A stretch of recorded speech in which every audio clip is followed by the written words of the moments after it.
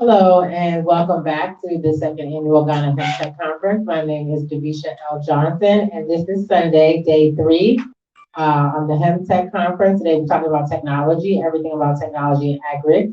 We have our next presenter that is going to be talking about AI in agriculture. He came last year to the inaugural Ghana Hemptech Conference and gave a wonderful presentation. His name is Lee Shang, and he's a data analyst. So he will show you how the data is used in agriculture. Specifically for today, there's another presenter named Yao Ing that presented with him last year.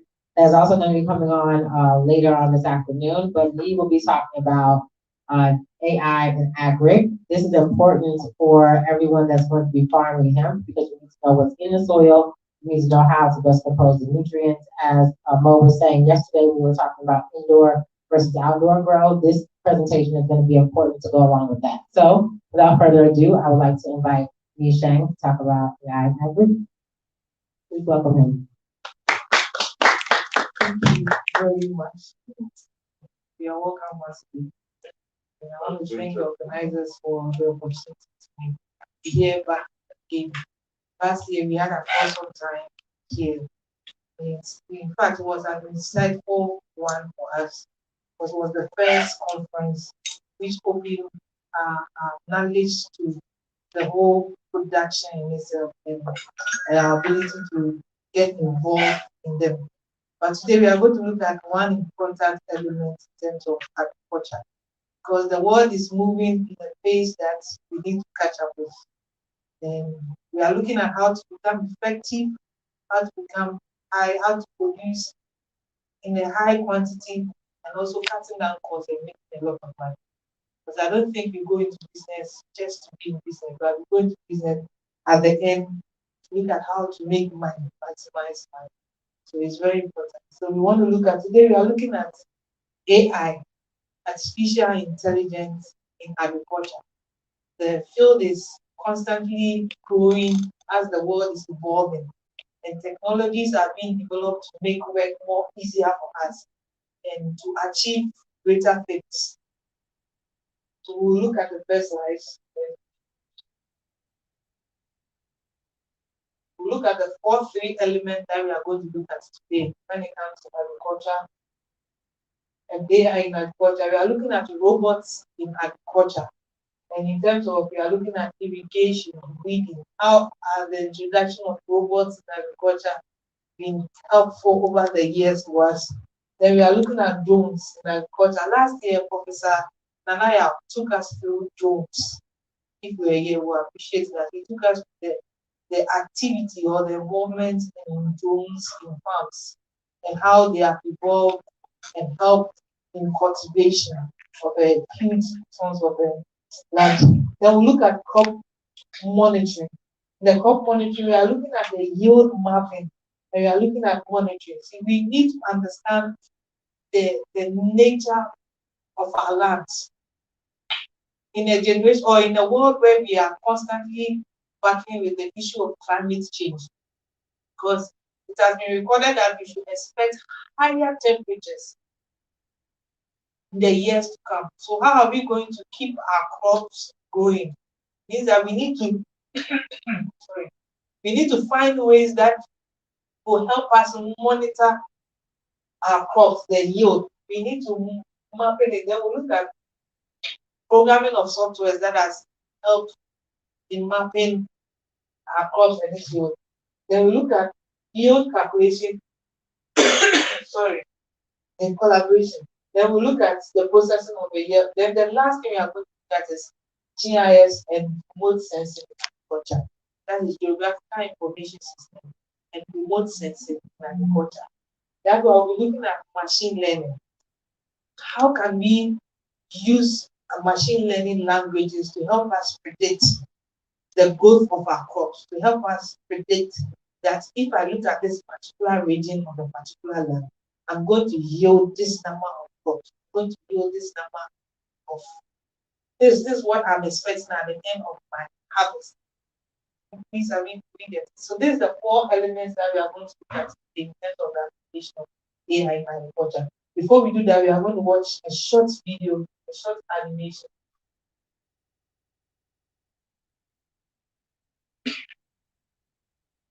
The animation will give us a clear picture of what I want to make today's conversation very short and very to the minimum point so that we can get it. So I'll put together an animation that will help us appreciate what's agriculture. So in the animation, we are going to look at three applications.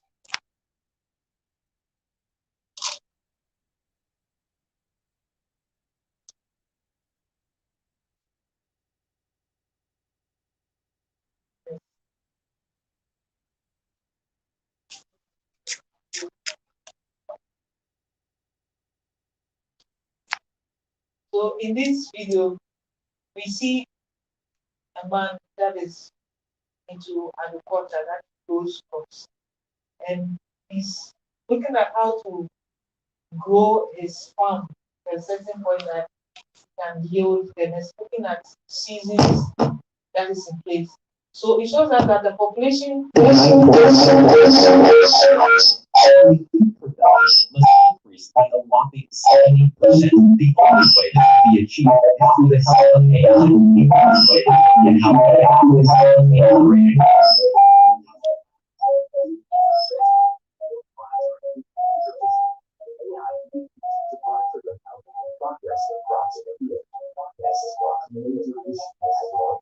This is one of the main sources of global trust.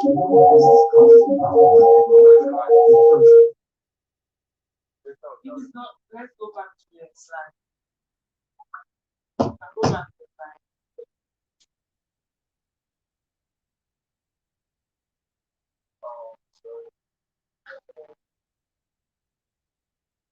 Now part of and we have a lot of challenges when it comes to setting technology.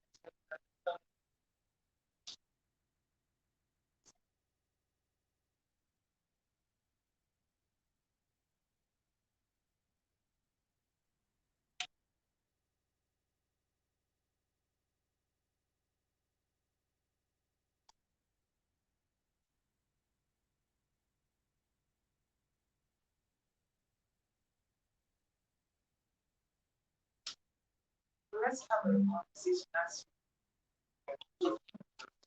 so we are looking at AI. AI, in other words, we are looking at artificial intelligence.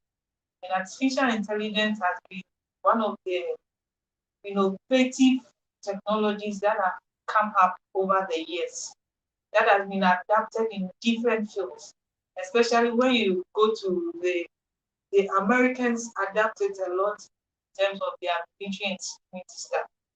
AI has the ability, one of the things they used to do is facial recognition.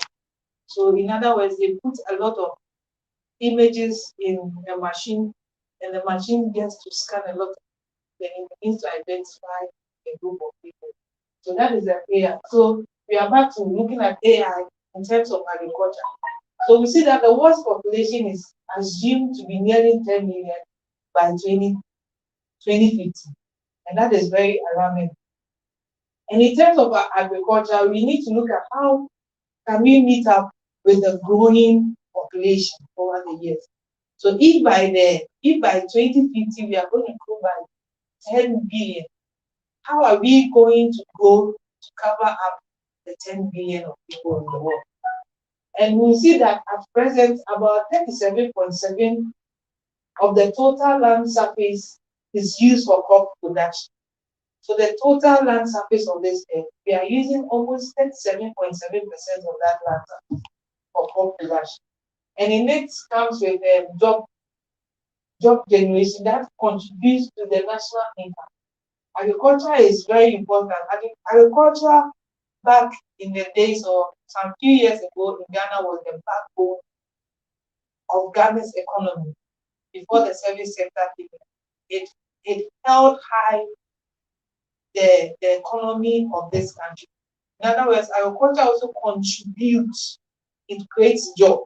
So how are we going to make sure that in the next 2050 going, we are able to grow our crops, we are able to expand our production to meet up with the growing population? This is the next slide. So application in AI in agriculture. Technologies which are AI-based help improve the efficiency in all fields and also manage the challenges faced by various industries, including various fields in the agriculture sector, like crop yield, irrigation, soil content sensing, agriculture monitoring. So what the AI-based does is that it helps us. There are a lot of challenges when it comes to crop production. We face them a lot of, but there are a lot of challenges that comes to crop production. In our part of the world where we rely on solely seasonal basis, that we depend on today, is it going, this season is going to rain, this season is not going to rain. So each season tells us what to grow. In our country, we don't have a 24/7 hour growing of crops. There are sometimes you get tomatoes, there's a season for tomatoes, there's a season for certain crops. But what the AI does is that it sees to bridge that gap, that seasonal gap that we have. It creates that knowledge base that helps us to bridge the gap to extent that it helps us to have an all-round year season of crop growing. Is the next slide. So we are going to look at some of the impact of AI on agriculture. One of it that does that image recognition and perception. An increased interest has been seen in autonomous and the application, including recognition and supervision. Human body detection. So what we are looking at is human recognition and perception. In other words, what the AI has done is that it has created certain tools or certain languages that help us to recognize certain images upon the earth. As we keep going, we'll see what happens when we use certain tools across the surface of the earth. So what we do is that when we take a satellite, the satellite takes an image of the earth. And through that image, it helps us to recognize some certain aspects of the land. Like it helps us to know the soil moisture of the land. How rich is the soil? For how long has the soil been used? And how long is going to last before? And how can you use it and utilize the soil? Then we'll look at how to maximize the output. So what the AI, the impact of the AI on agriculture is that its technologies help with the best solution of crops. So it helps us to actually understand the crops that we are growing. Because if you are going to rely on your local knowledge, you are going to be limited. But the AI, what does that? It collects knowledge from across board. So it gives you a deeper understanding on the type of crops that can be grown in a various land, or the type of crops that can be grown in any aspect of this country. And the third and most important one is skills and workforce. So the AI what also sees or its impact is that it cuts down a lot of human activities within it. Because when you see, when the system is working, you don't need too much of the human interference in the system. What we see as a problem in our country in terms of agriculture or in terms of the agriculture sector is that we have a lot of human activities that interferes with the system. But if the systems are put in place and is working, we realize that we achieve more than the human, because the human being has limitation. Its strength cannot go on forever. But what the artificial robot in agriculture can be is that it can work for 24/7 without feeling the need of breaking down, without feeling the need of it is time. But the human aspect of it, or the skilled aspect of it, finds it to be working within a specific time.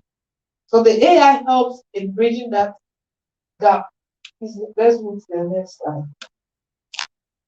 So we are looking at robots in agriculture. So robots are introduced in the large sectors of the economy with relatively low productivity, such like agro-food. So what robots in agriculture does is that it has been introduced over the years that we have a lot of AI technologies that has been, when we talk about AI, we're looking at artificial intelligence. And all artificial, behind it are languages that work. Like when you take a computer, behind a computer is a language that was 0 and 1s. That helps us. So as soon as you type something, there is a language that is going on behind it. In the same way with the introduction of the robots have been developed with a certain group of languages that helps them to interact with whatever you want them to do with the earth. That gives them, okay, you need to plant this, you need to do this, that interacts with the earth.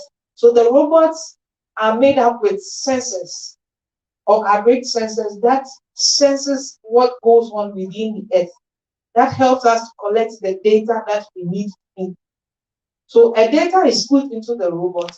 The robot goes as far as it can to correct or to, how do I put it, to interact with the earth, with the data that is in it, to make sure that there's a correlation between those data. So the output of what the robot does upon a very specific area of the comes out and is computed with the input of what has been done, and helps us to give us a deeper understanding of what is happening on the globe. So we are looking at irrigation. What irrigation and weeding? Those are some of the two basic things that the robots agriculture seems to do. Yes. So we are looking at drones in agriculture. So last year, Prof took us to drones in agriculture. And this is what I'm talking about. Exactly, this is what I'm talking, irrigation of drones. What happens is that when a drone is flown, a drone is a set of technology that has been built with imagery sensors. And what the imagery sensors does is that they take an image over a scope of an area. And when they take that image over a scope of an area, there's pixels within them that look at specific things over the earth. So you can see from this particular picture of this drone taking an area photo of a farmland. And within it, you can clearly see that there are images or there are kind of pixels images within that particular land. And it's giving us a clear understanding of what the state of the land is. So you can gradually see that, okay, part of the land showing of the green shows us that it has a more fertile area that you can go. So the drones, what they do, one of the functions of the drones is that it takes an area view of a land. So before you think of, oh, I have this land, before you think of, I need to work on this land, what the drone can do is that it can help you take an area photo of the land and help you to understand what is going on over the land. Apart from the drone, there's a higher one that will look at how we call the remote sensing.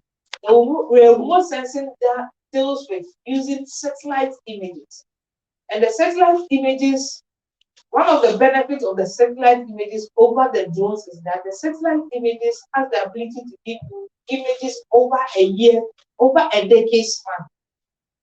So, for example, if I take a land in East Legon and I want to know the land use or the land change of that particular land, when I log on into my satellite or the satellite that has been provided and I key in, I want this area image of this land from 2010 to 2020.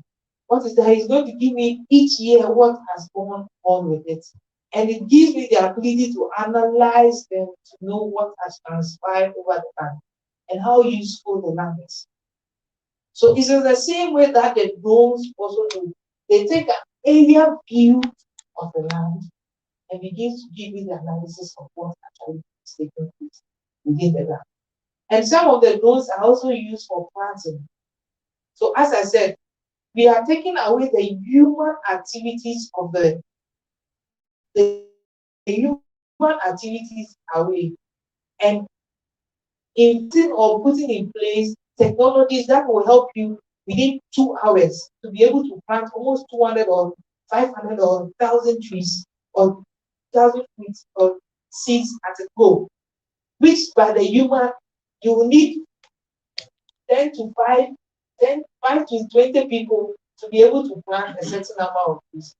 What the drone does is that it can do that for you within 1 or 2 hours. So that is the drone in agriculture. And another aspect of the drone that we are talking about is that the crop monitoring drone. So what the crop monitoring drone does is that it helps you to monitor your crops over the space. So this one, you don't need to always be sending people going to your field. Let's check this crop. Let's do that. Let's do that. Once the drone is launched or is programmed, it keeps monitoring your crop over the time. So you can sit back in your office as your drone is launched and is taking up the data and everything. And drones too have been so much developed that we can use drones for spraying. So you see, we are looking at how to become effective, how to work smart, how to plant smart, how to grow smart. We are not looking at how to spend much time growing. We are looking at how to become effective in a very short period, how we can grow in a very short period of time.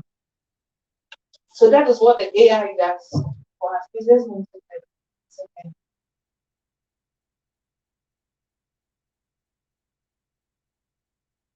So we are looking at crop monitoring. This is what I was talking about. So with the drone, what it does is that, see, this is an area, this is a farmland. So when the drone is launched, one of the things that it does is that it monitors your land for you. So it divides the land into pixels where it gives you exactly what is going on beneath. It's not everything that our physical eyes can see, but the drones are designed to the extent that they can see beneath the surface of the earth. So we are looking at how moist our soil is. How well can they grow? These are some of the things that we are looking at. So if you are able to have this technology in your farm, and every year it is collecting data for you. In other words, when you put all your data together, you should be able to predict that in a year, if I start growing my herb at this particular time, within a space of 3 months, I should have this output. Or if I target this particular area of my land, because of the image that I have, I know that this land has the ability to grow for me. This is not when you have to rely on the traditional knowledge of let's dig the soil, let's do this, let's do that, let's do that, let's do that before. But because of the data or the technology you put in place, the AI is able to tell you that, okay, this is your land. You have probably 20 acres of land. You can divide it into 2 acres, 2 acres, 2 acres, and put all those data for you. Then you can map it for you and say that, okay, from A, from B, plus A, plus C, plus T, plus D, plus E, and F can give you the output that you need. So it helps in crop monitoring or whatever you want to do. So we are finally going to look at GIS and remote sensing agriculture. So GIS is what we call geographical information system and remote sensing. And GIS is remote sensing. The geographical information system, what it does is that it creates a database for you, helps create a database. There are two things that are always involved in GIS. We have a spatial data and a spatial attribute. When we talk about a spatial location, we are looking at what I mean is a spatial location and spatial attribute. When we talk about a spatial location, we are talking about a point, a longitude and a latitude. And when we talk about spatial attribute, we are talking about the things that describes the location. That is the longitude and the latitude. So what GIS helps is that it helps you to map each and every crop that you are growing. And you create it to create a database for itself. So that database helps you to understand what we need to do.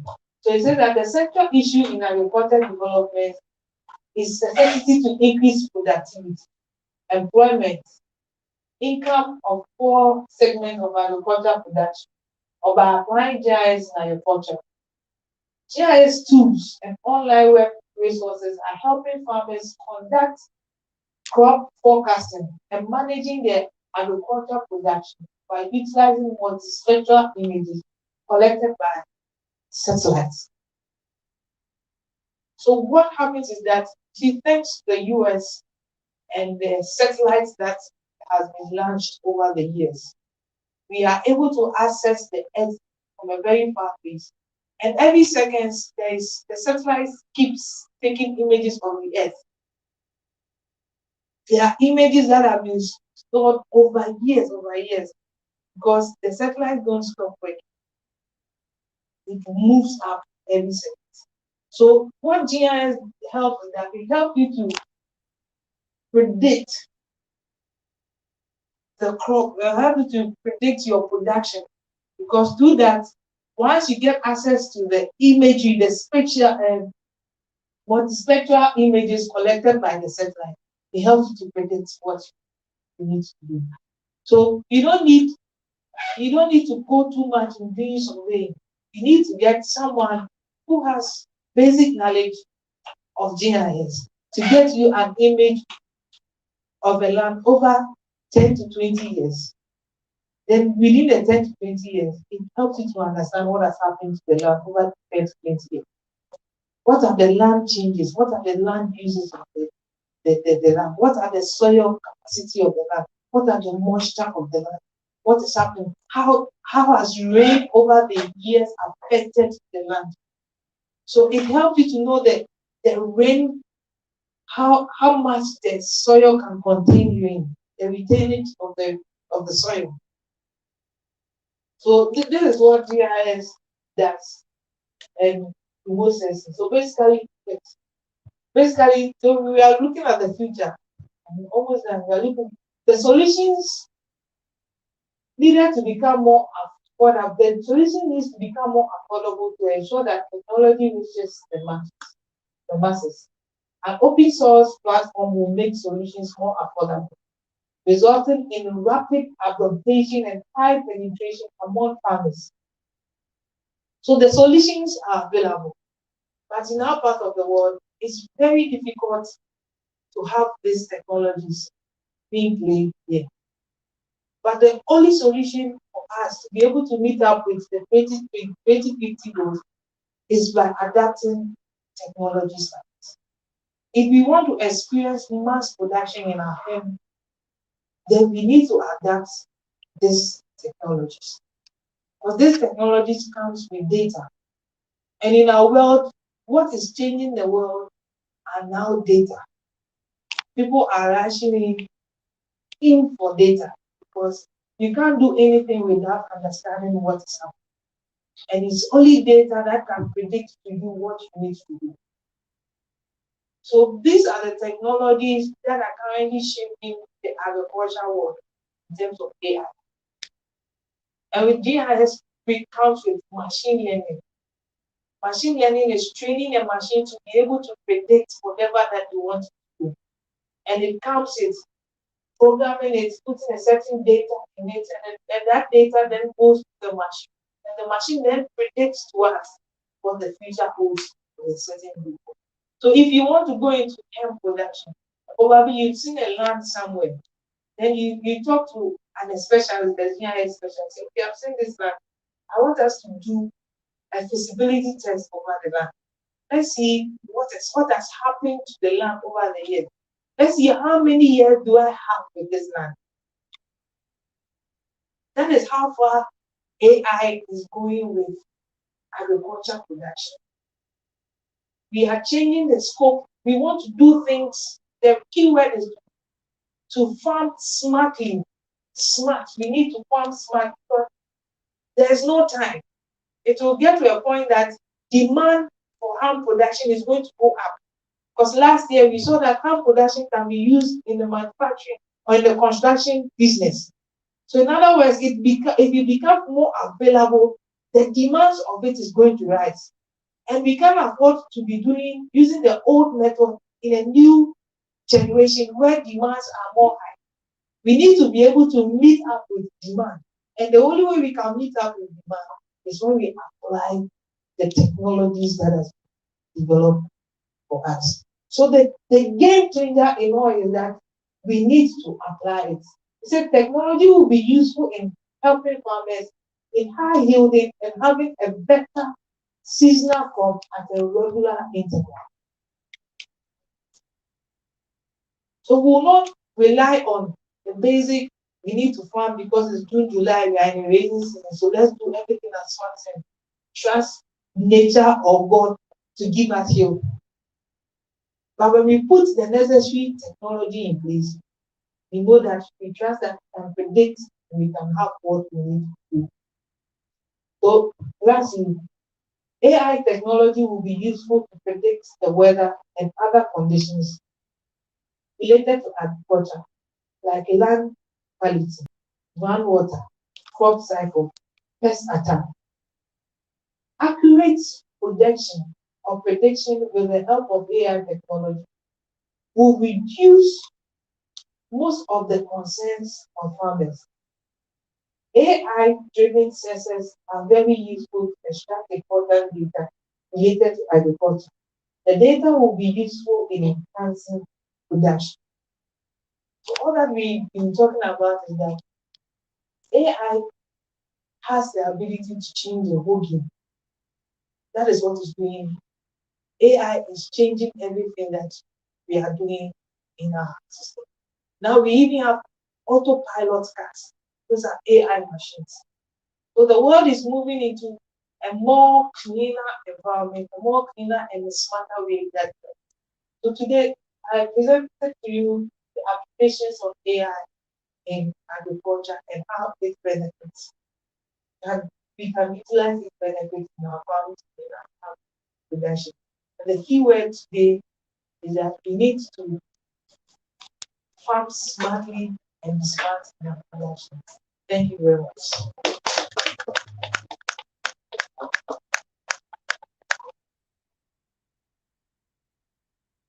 If there is any question, any clarification on anything, I would like to.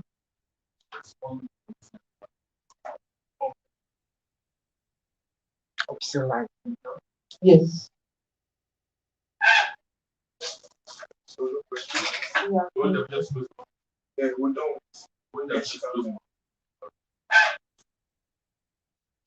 If there's no any other. Okay, so I have a question.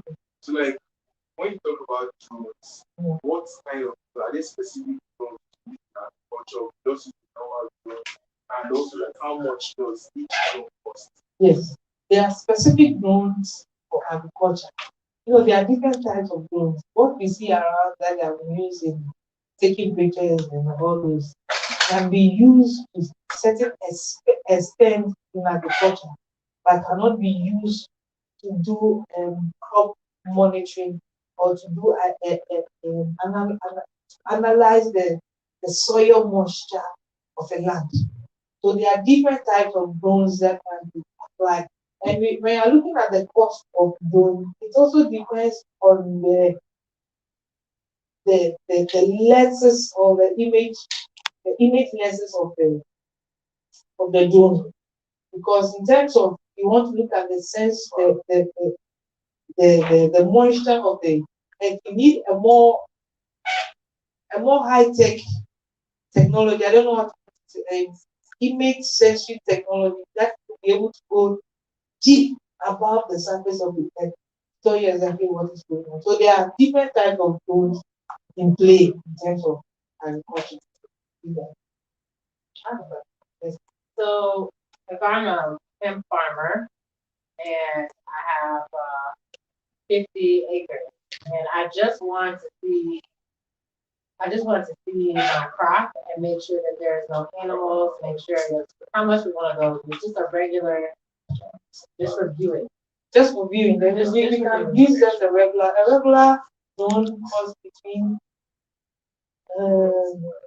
almost in terms of Ghana cedis, we are looking at almost 2,000 to 3,000. Okay. You could get one that you can use it just to do monitoring. Right. Yes. Right. And that amount can just get some. And it helps because the drones can fly to a certain speed. So it helps you appreciate what exactly is happening on top of your crops or beneath your crop. So you don't need to send people inside. What people can do within 10 hours or 5 hours, the drone can give you the ability to see it within a space of 5 seconds. Because it's live and everything. So it even helps you can now identify spaces within. Because things above, because of where you are, you don't know what's. But once it moves about, it gives you a clear picture of the whole surface of the world. So I have another question. So as we get more advanced in hemp farming, you showed drones that were soil tested. Yeah. So my plans are now usually I want to take a bud from one of the hemp farms. How do I, or what is the cost for one of those type of drones that actually pick and then bring it back from the test? So those kind of drones, you need to order them. Okay, so we are looking at those between 2,000 to 10,000 US. 2 to 10,000 US dollars. Yes. Okay. 2 to 10,000. I don't know exactly what you want to do. As I said, you want to pick. Yes. So you will need that range. Yes. Because I don't want to give a fixed figure, then you find yourself going to look for it and it's not. Because time changes and the technologies and they keep developing it because once the technology, it helps us to understand how can we improve it better, how can we improve it. So the more the technology is being used, more avenues is being created for us to redevelop the technology so that it can be used more. I'm asking because if I have 50 acres, if I have 100 acres, I need to test the level of THC, which is what hemp is supposed to be for. Yeah. And they pass it. So if I have to test it, then do I really want to send an individual out to my hemp farm and hope that he don't test and stuff for himself and take stuff for himself? I would rather send a drone to be able to pick the one bud that I need, come back and test it, and then I can know if I'm growing the proper crop and all that. And I can also test for other things with the soil testing. Yes. So the drones have the sensors in the drones are very sensitive to the extent that they pick the minute details of the earth. Like the picture I showed you. Once it takes a photo of an area, it begins to break that area in terms of pixels. It's like you're taking a picture and each picture there's one pixel, there's a pixel that comes together to make the whole picture. So when you begin to zoom out, you begin to see that it brings out the details of exactly what you're looking. So there are things that the human eye may escape, or when you look at your surface of the earth, so it's okay. But when you take the image picture and you begin to analyze, you realize that no, there's something beneath it that needs to be worked on. Or it can even tell you that, okay, predict that, okay, why don't you add this particular chemical or this particular thing, or it is lacking in this particular chemical to it, so that it just helps the farm or the protection to move on. So we are looking at being smart, working smart, and going smart, because the demand for years to come is going to increase. If we continue to use the old method, we will not be able to meet up with our production. As I said last year, we looked at help in construction. So it keeps coming, and we are now going to adapt that in our production. Means that we need to be able to go as fast as we can to be able to meet the demand. And these are some of the things that can help us to meet the demand in the quickest form with less human interaction. So the money you could have used to pay for labor, once you use that to pay for a technology that can last you for 10 years, that will not get tired within 2 seconds or within 1 hour, 2 hours, can be used over. Why don't we invest that money in that technology and have what we need? Thank you. We'll take the last question. Okay, when you were talking about the drones, you show different pictures of drones. You show drones that plant seed. You show drones that irrigate, and you show drones that actually sense, for instance, the moisture in the soil and the soil suitability for planting.